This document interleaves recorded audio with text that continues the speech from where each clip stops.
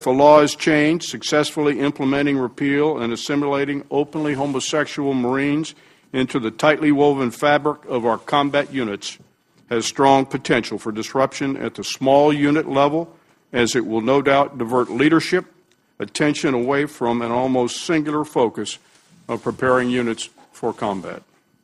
I do not know how distracting that effort would be, nor how much risk it portends. I cannot reconcile nor turn my back on the negative perceptions held by our Marines who are most engaged in the hard work of day-to-day operations in Afghanistan. We asked for their opinions, and they gave them to us.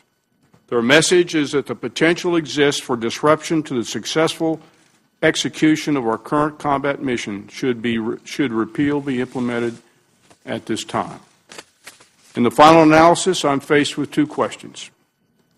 The first is, could we? Could we implement repeal at this time? The answer is yes. Despite the challenges I have briefly outlined above, at the end of the day, we are Marines. Should Congress change the law, then our nation's Marine Corps will faithfully follow the law.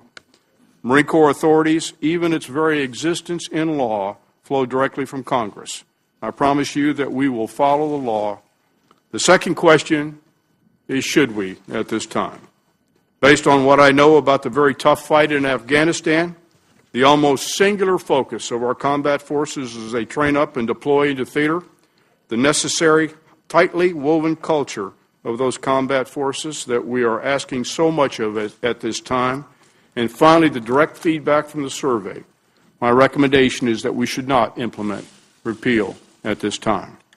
I believe that the implementation of the repeal of Don't Ask, Don't Tell in the near term will, one, add another level of stress to an already stretched force, two, be more difficult in our combat arms units, and three, be more difficult for the Army than the report suggests.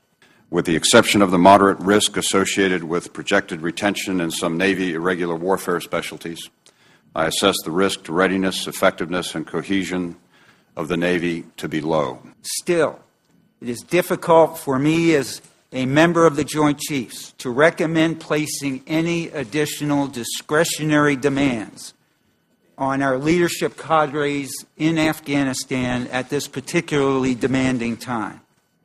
I therefore recommend deferring full implementation and certification until 2012.